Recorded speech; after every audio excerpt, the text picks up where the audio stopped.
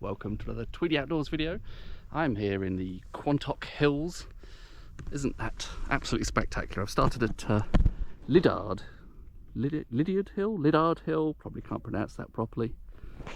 I seem to have struck gold of the taxi driver who helped me cheat and come up the hill from Taunton station, and he suggested this is a good starting point because it has this spectacular view to kick off with.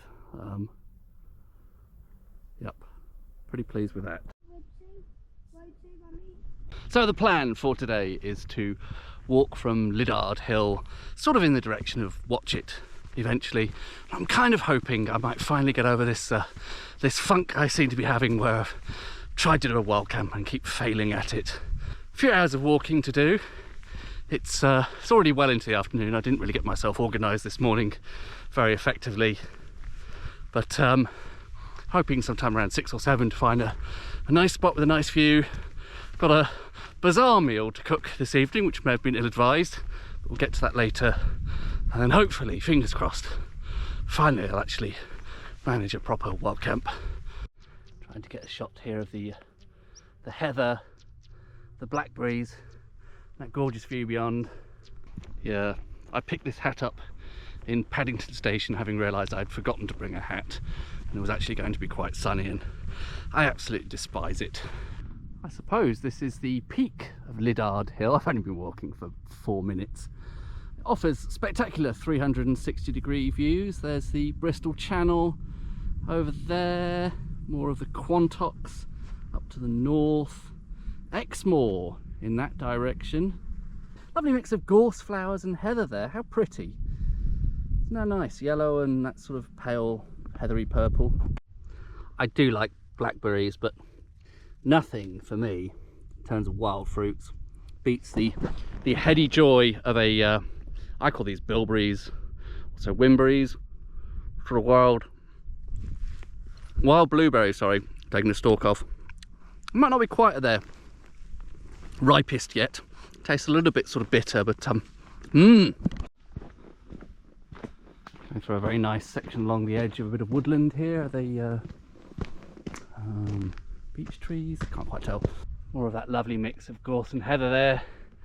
The view beyond it, hopefully a straight horizon if I can get the camera straight.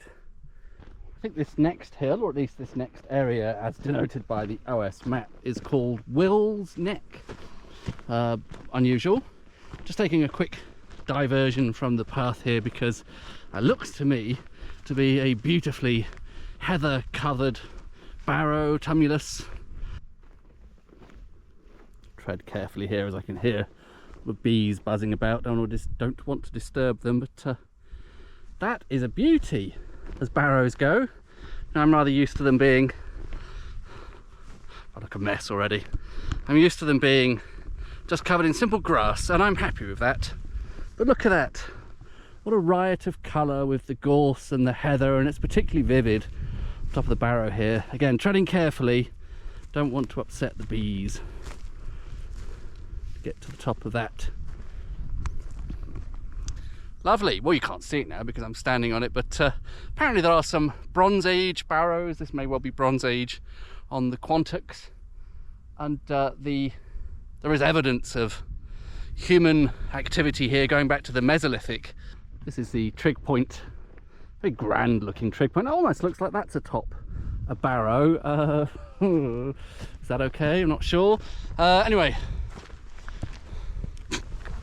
tuck this thing under my arm, stupid hat, give that a quick tap. Just look at that. Try and stand still so the camera's not wobbling too much. Just absolutely beautiful. I sort of expected the Quantock Hills to be nice, pleasant, but this is it's really mind-blowing. I think I've just hit it at a very good time of year with the heather and the gorse. Of course, the gorse is there most of the year on and off, but not a huge amount in terms of megaliths in the Quantock Hills, but there are a couple of standing stones, and alas, it's right next to a car park. But this is Triscombe stone. These timber posts here are not part of the monument, they're just there to stop cars accidentally reversing into it. possibly Bronze Age. It apparently marks a meeting point on an old droving road. There is a superstition that if you sit on it you can make a wish, but just feels a bit disrespectful somehow, especially with all the care taken to prevent cars backing into it. These beech trees with the komorebi shining through make a very majestic side to this track. Beautiful, the drove road, straight out of Tolkien. Should be at least 1 ent here as a legal minimum requirement.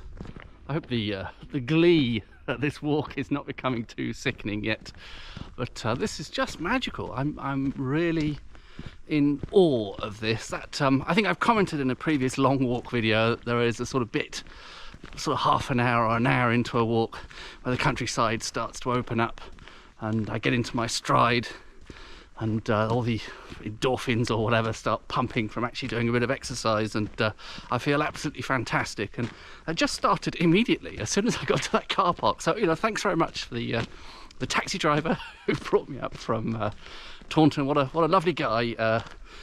Picked the best spot to drop me off. Loving this droving track. I hope it's not too grandiose to say. I can really feel the history there. The many thousands of flocks of sheep and or cows or whatever other livestock being grazed up on the far extremes of the Quantocks and then brought down here, presumably to take to Taunton, or I think I read somewhere possibly all the way to Lyme Regis.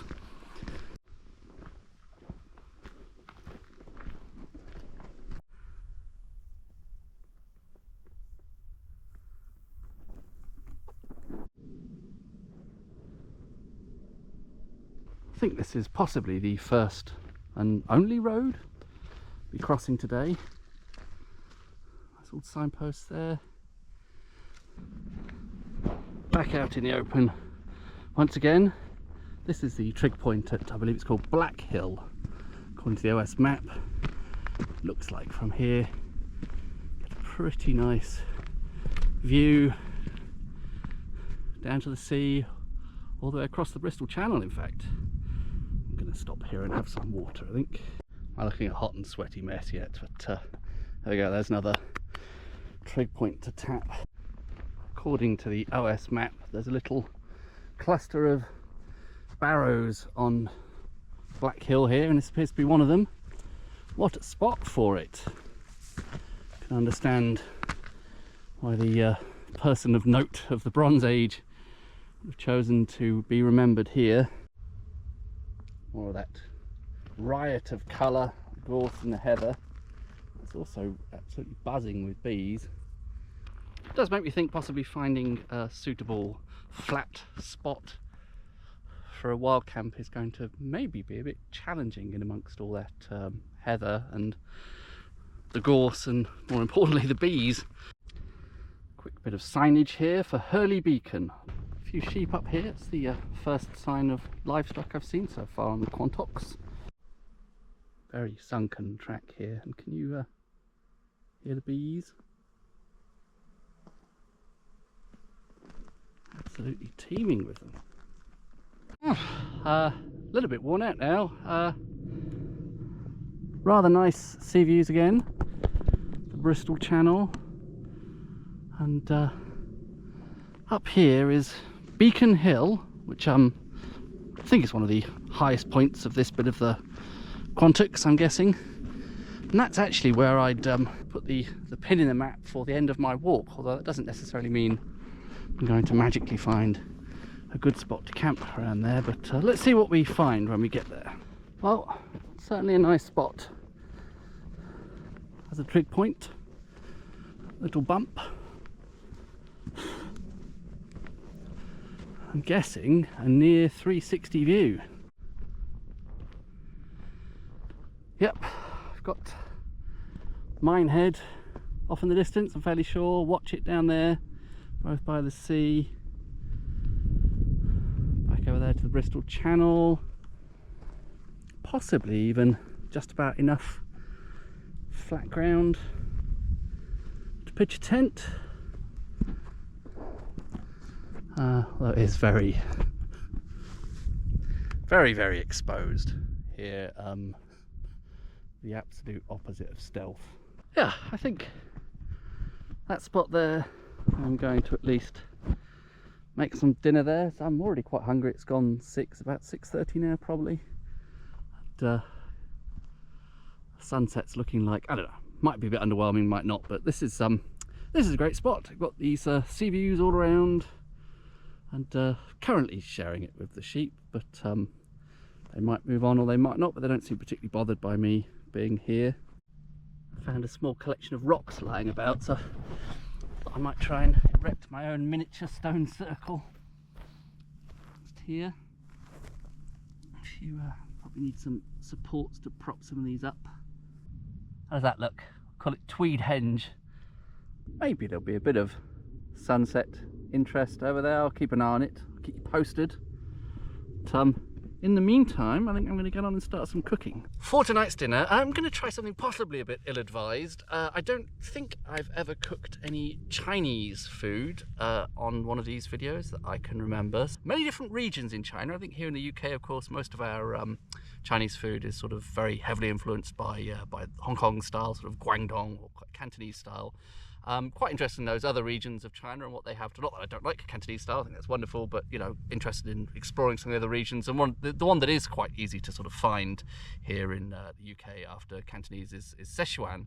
So I'm going to attempt my own, probably very, very inaccurate version of something like Szechuan beef with peppers. The beef will of course be again an approximation of beef. You'll have to just sort of pretend for that bit. But so I have with me some Szechuan peppercorns. It looks like raspberry jam, but I promise they are Szechuan peppercorns in there. And probably not quite the right variety, but some dried chilies. You know, they are the mainstay of the flavour of this dish. There's also for the rice, another one of these instant Japanese rice pouches. So I just find these incredibly convenient. This one is what's called kakikomi gohan.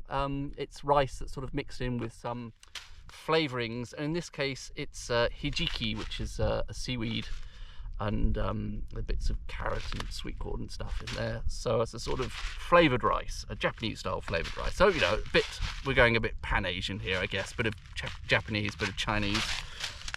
And the Chinese will be incredibly inauthentic, and I apologise in advance. So the first order of business is going to be to just boil some water for the instant rice, and well, relatively instant rice, 15 minutes of rehydrating, and also to rehydrate the beef. Pretend it's jerky. That's something you could use in a sort of camp context. You can keep it at room temperature, or even sort of slightly warmer than room temperature as it's been outdoors today, and then sort of rehydrate it for use in camp cooking. I've seen videos where people do that. So pretend it's beef jerky.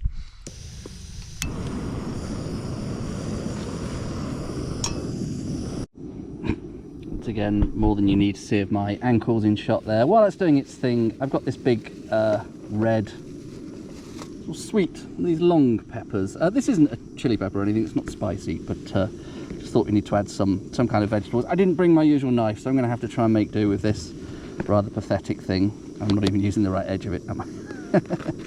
Which, not hugely hygienic or anything, but it's going to get a good old fry, so it'll probably be fine. I'm going to chop this up pretty roughly.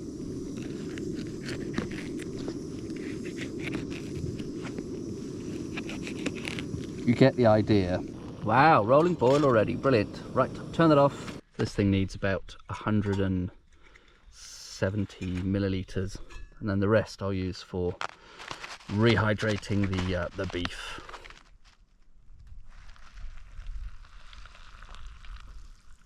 Guessing you're not particularly interested in seeing what this so-called beef looks like, but toss that in there. Probably needs a bit more water than that, but it'll rehydrate reasonably well with cold or lukewarm water. And I'm going to add a little bit of seasoning to that. This is sort of Japanese stock powder. It's the sort of thing we use at home for miso soup. It's seaweed based. Anywho, while the various things are rehydrating thought I would open up tonight's wine. Of course, I mean, I really should be drinking something East Asian to go with this Asian food. I don't really think wine, and particularly red wine, goes with Chinese and or Japanese food, in my opinion, but this is what I do. It's always something from Burgundy, isn't it? This is from Nuit Saint-Georges. It's my favourite producer from Nuit Saint-Georges, Philippe Gavinier. This is it's a Premier Cru, 2017, my favourite vintage, and the vineyard is called Au Bucelot. Slightly darker, sort of slightly browner colour than I would have expected for 2017. Fruity, a bit more depth and complexity than the regular village level Nuit Saint-Georges. It's quite rich, I'd say quite plummy, but the fruit has got this sort of depth and richness to it rather than just simple lush freshness. A little bit of perfume coming through there. That's pretty nice, actually. It's I will be interested to see how that evolves over the course of the evening. Another little jam jar here with oil in. Actually brought sesame oil today because somehow it felt sort of slightly more appropriate for Chinese cuisine. But this isn't the roasted one. I think the roasted one you're not really supposed to use for frying. Does it kind of burn if it's already pre-roast? I don't know. But this is sesame oil that's suitable for frying. Really should be starting with garlic and what do you call it? Ginger. But just seemed like a bit too much faff for outdoor cooking. In with a few of these Szechuan peppercorns. The packets are just supposed to wash these. I don't know if that's because for sort of hygiene reasons or because they need to soak up a bit of water and help them cook differently. I'm not quite sure how that works. I think I'm going to need the end of the fork to get those out. A little bit jammed in. I know this looks terrifyingly spicy, but the idea is you sort of eat round the chili peppers, which have just gone in, and the Szechuan peppercorns, and they just sort of, they flavour the sauce. Next, pretend it's beef. Probably hydrated enough.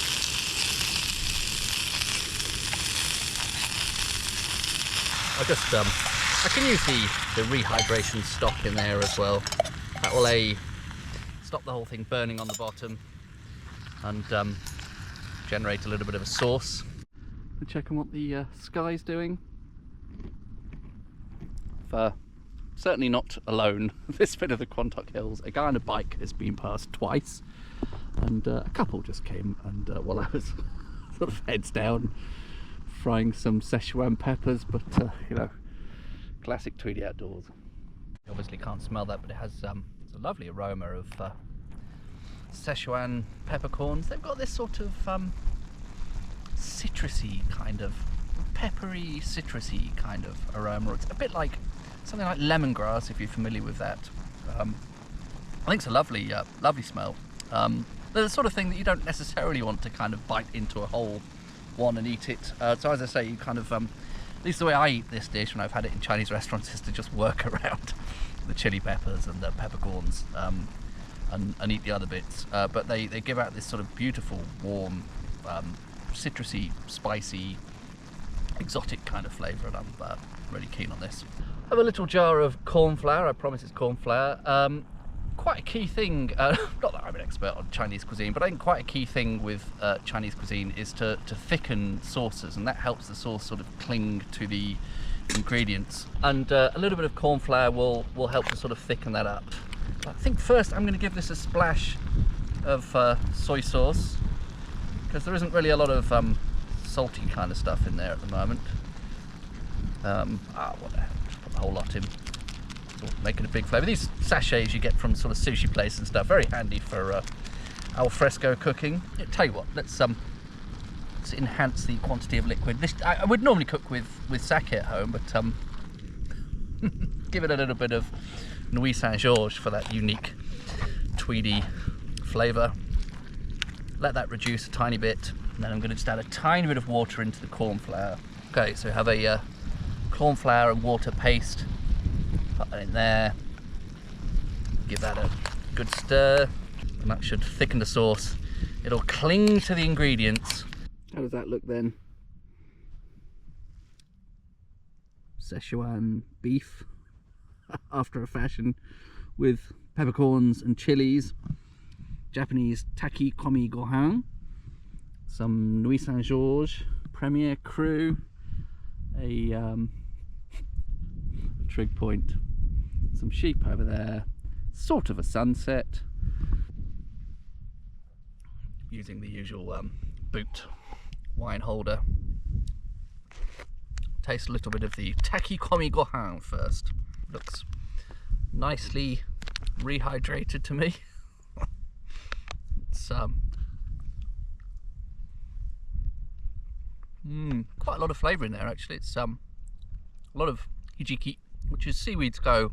Doesn't taste particularly sort of seafoody to me. It's got this nice sort of umami flavour, slightly sweet as well. Moving on. How many outdoorsy channels on YouTube do you get where people make Szechuan cuisine? In the UK at least, anyway. I have ended up eating some of the Szechuan peppercorns, but that's delicious. Hello. All right.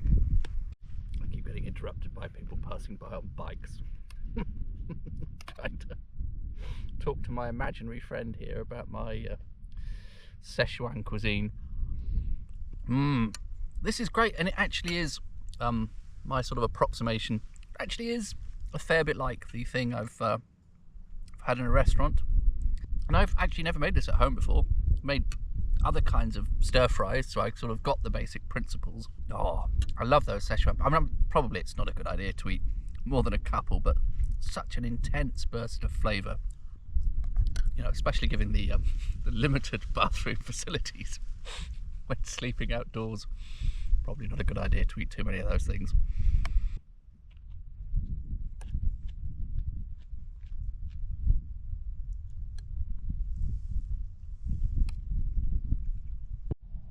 Quick check on the sun.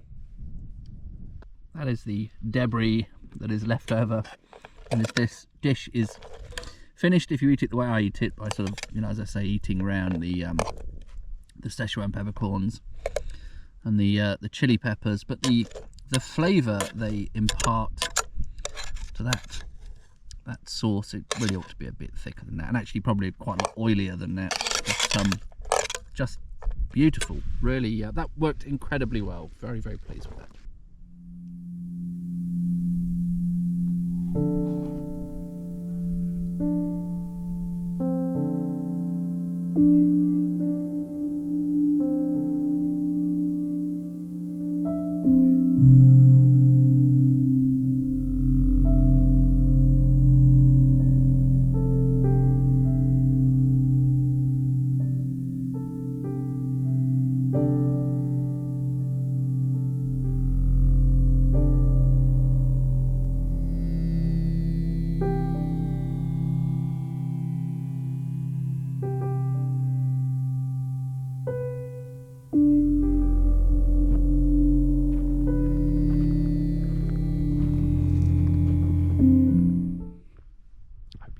Appreciate that rather gorgeous sky behind me there. It's tried to capture a time lapse of it for a while there. Don't know if that will have come out particularly well, but yes, I've definitely picked a rather beautiful spot on the Quantock. It's also quite a popular spot, but that's okay. I mean, you know, it's here for everyone. Very deep orangey reds over the other side of Minehead. I've decided to take a bit of a post-dinner wander rather than just hang around there. I've, you know, partly the nice couple there probably would like a bit of privacy. There's still sort of a bit of daylight. The official moment of sunset was sort of 10 minutes ago or something, but you know, I think I can just about still see for a while, and if necessary I have a head torch. Some sort of sheep roadblock here. Don't mind me, just passing through. Okay, you did seem to mind me. Sorry about that. I popped back to the trig point again, and it was still occupied. I'm not sure if that was the same couple or a different couple, but best just leave them to it. They're obviously having a lovely time there, so I'm just going to compromise with this. I sort of trudged around for a bit trying to find a more enticing spot, but I've just found a bit of flat ground. It really is right next to a path, but it's so late now. It's sort of getting off at 10, and this is a bit more of an obscure path. I can't really imagine anyone's going to walk past here, and no one's going to want to claim this spot. So I'm just going to get on and put my tent there. Okay, the tent is up in this very suboptimal location. I found it very hard to get the pegs in. I'm going to go around again and give them another bash. But they are really, the ground is really very stony here. Well, it may not have been exactly the spot I originally would have liked to have pitched in, but I've dealt with all the tent faff now. This is reasonably flat and reasonably short grass, so I've got a nice view of the stars, which of course you can't see because I've had to put the stupid light attachment on, which has killed the mood, but still a glass, I guess, left of the glass and a bit. Happy days. Glass and a bit left of the Gavinier Nuit Saint-Georges. So I will sit here and enjoy this, turn the horrible light off, look at the stars. Cheers. Yeah, it's wonderfully still, very peaceful. The stars look beautiful. I wish I could somehow convey that to you in video. Okay, well, I think that's it for this evening. It's very warm, actually, very mild, I should say. Not too warm, but I don't really feel like I need a big, thick sleeping bag. I have my absolute thinnest of thin sleeping bags. This thing isn't even rated. It's the, what is it, sort of Big Agnes or something quilt. Very, very thin, very light, very compact, sort of synthetic quilt. Hopefully the temperature tonight won't go below about 15, so I think this will be ample, especially as I'm in the tent. That adds a couple of degrees. Anyway, I shall see you in the morning. Good night. Good morning. It is about 10 to 6. I was home for the night. Sunrise is due in about 20 minutes or so. I think 6:13. Already a bit of interesting orangey glow over there. It would be nice to get a bit more height to appreciate that a bit more. So probably be good to head back up Beacon Hill over there, which is hopefully now empty by this point. All packed up. It is 6 minutes past 6. 7 minutes. Oh, hashtag leave no trace. 7 minutes to go. I think I can probably get most of the way up the hill. Hopefully the extra height will make whatever there is to see of the sunrise a bit more appealing. Oh, it's looking good. Nice pink glow. Oh, sorry, a bit out of breath. There we go, back up the hill, just in time for the official moment of sunrise. A bit cloudy, as I said, but nice hints of pinky orangey sky over there. Thought I'd come and check in on how my little stone circle stood the ravages of time, i.e. one night. Not doing very well, is it? There's only one stone still standing up. That is a particularly handsome mini lith. Don't really have a lot of water left. I'm down to, what's it, about 650 millilitres. I'm in two minds whether I want to squander half of that on a coffee, but I don't know, such a nice spot. But I think I will. I think I'll just make a very small, I don't know, fill that up to about the 300 millilitre line. Sorry, that's probably horribly out of focus that close to the GoPro, isn't it?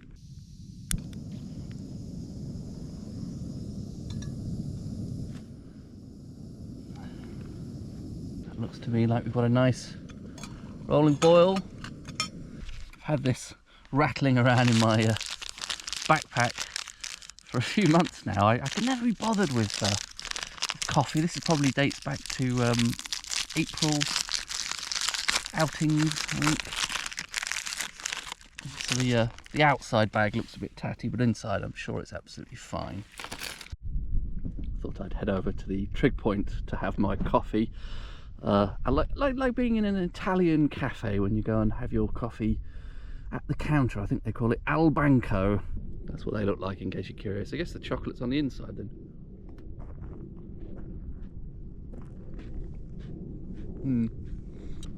Cheers.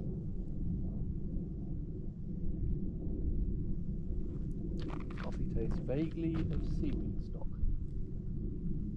Not the world's best coffee, but a pretty good contender for the best view I've enjoyed while drinking a coffee. Right, it is time to say goodbye to my little stone circle there. I stood them up. It's a futile gesture really, because they all just fall back down again. Actually, maybe that one would look nicer that way around. Yeah. And they'll once again be subject to vandalism from the local sheep in a matter of hours or minutes even. But lovely. Well, I've really enjoyed Beacon Hill. This is in the Quantocks. What a great spot. Understandably popular. And,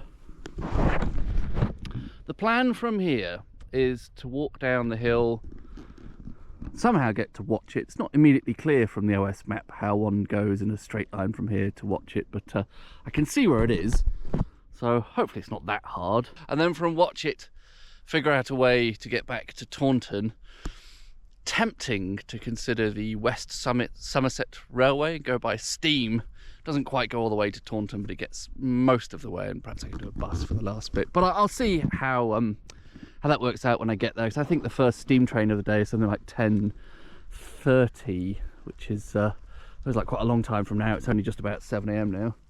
More of those beautiful purples and yellows of the gorse and the heather.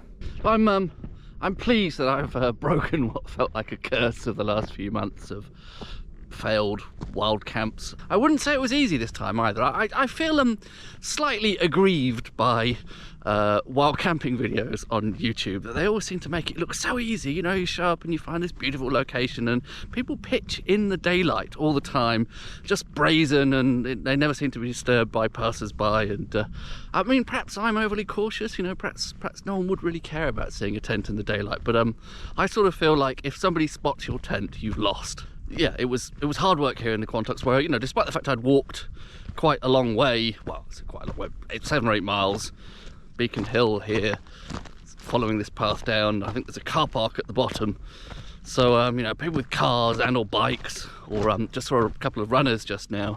There are other people who can cover that sort of ground much more quickly. So yeah, I hope to give you a slightly more realistic version of the reality of wild camp. I'm not trying to put anyone off, but it's certainly not easy finding a good spot away from other people, even in an area that looks on the map to be sort of remote. Not always easy. This is the car park at the base of Beacon Hill. So it was naive in the extreme. I was probably only a 10-minute walk up from here. Naive in the extreme to think that spot may have been remote. Nice views still, but unclear how I'm going to get again from here to Watchet without having to walk along a road for a long stretch. But hopefully some better options will present themselves as I get a bit closer. Looks like a nice lane to live on there. This is the little village of West Quantock's Head, I think. What a lovely old sign.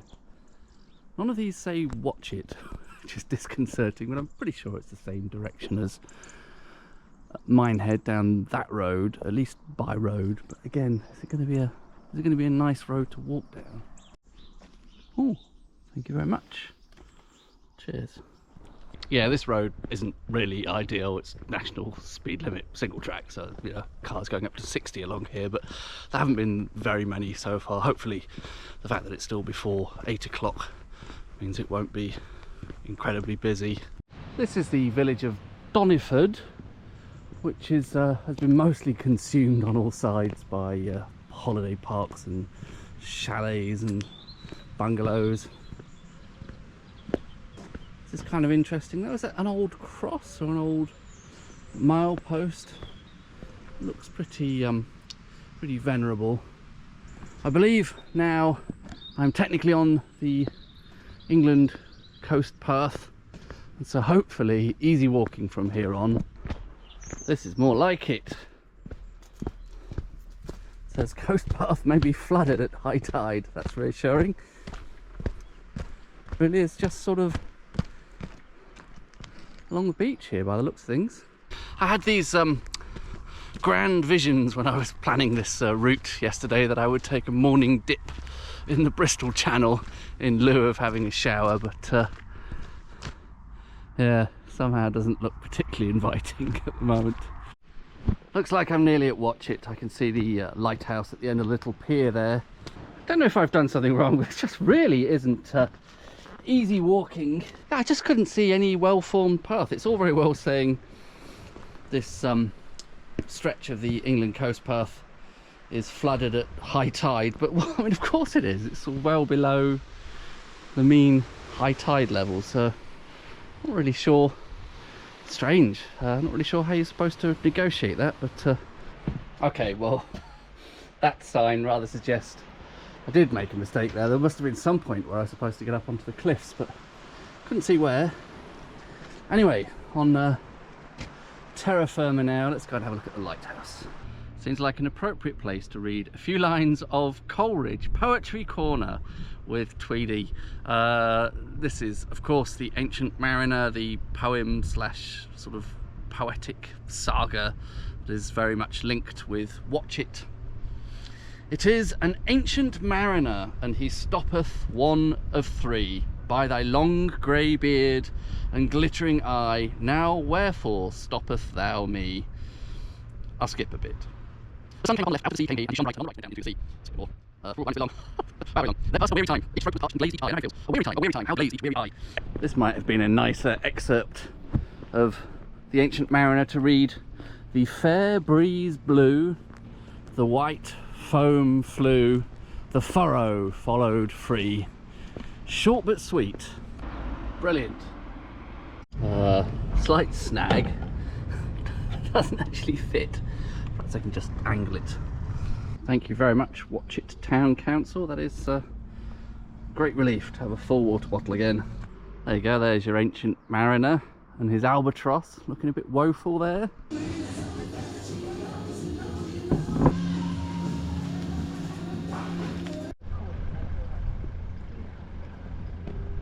Yeah, so I thought the platform of the West Somerset Steam Railway at Watchet might be a nice spot to sign off. I think I'm probably going to just get the bus, because even if I did get the steam railway, I think I would then still need to get, it doesn't go all the way to Taunton, alas, it goes to Bishop's Lydeard, and then I would still need to transfer on to the same bus that I would otherwise be getting. But you don't need to hear all of this.